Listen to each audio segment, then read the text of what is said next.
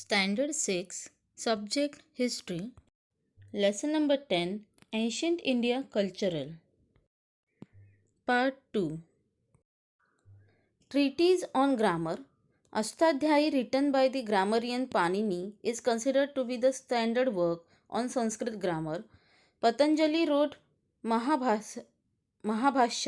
It explains the principle given in Panini's Ashtadhyayi. Arsha and classical epics. Ramayana and Mahabharata are the two Arsha epics of ancient India. Arsha means composed by rishis or sages. The Ramayana was composed by the Rishi Valmiki. The main character of Ramayana is Sri Ram. Mahabharata has been composed by the sage Vyas. Its main theme is the war between the Kauravas and Pandavas. It also tells us about the Lord Krishna's life.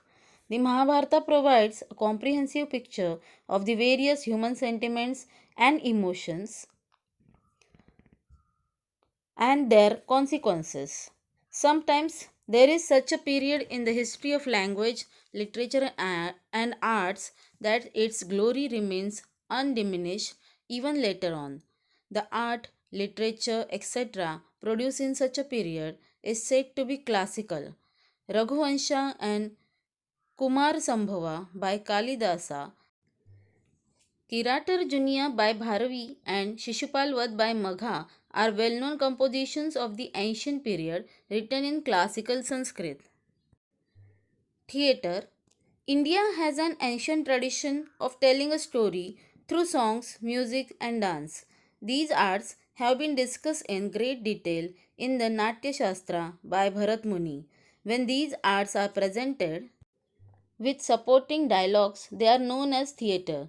Among the ancient Sanskrit plays, Swapna Vasava Datta by Bhasa, Abhijana Shakuntal by Kalidasa, etc. are famous. Life of people. The literature of ancient India sheds light on the way of life of common people of the time. Those were prosperous times due to the flourishing internal as well as foreign trade. The society was divided into different castes. There were organizations of traders as well as artisans. These organizations were called Shrenis.